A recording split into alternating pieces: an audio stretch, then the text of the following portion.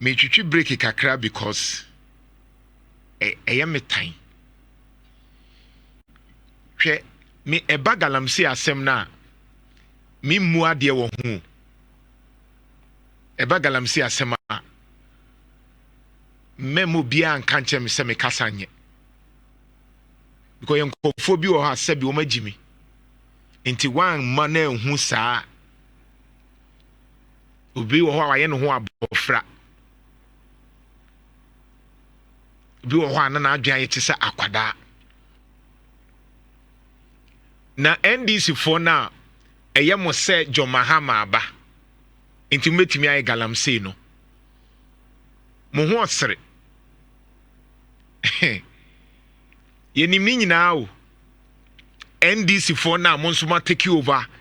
from MPP se ma ban na aba galamsey NDC for a omu ye bi ewo Ashanti region ha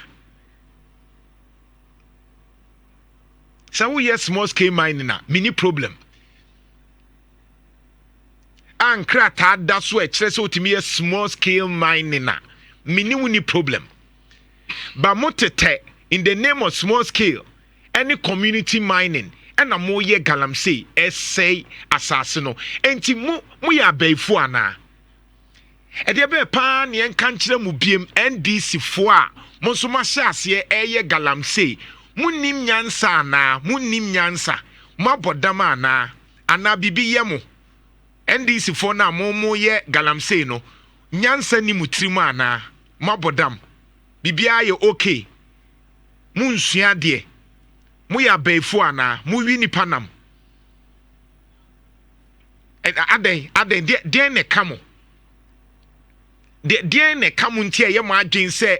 abato na Ghana for toma John Mahama no ne e to se won so be ye galamsey wabodama ana se den bibia ye fine we are okay aden na mama ye pressa me mama just 1 week pe we be ejai because ye nimo 1 week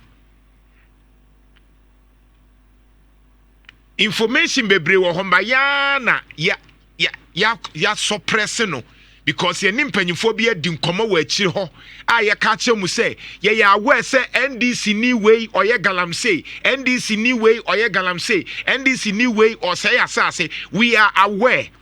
ye nimpanyifo akasa wa akiri ho ye mama 1 week NDC for 1 week hwe mo nso nchen Ghana o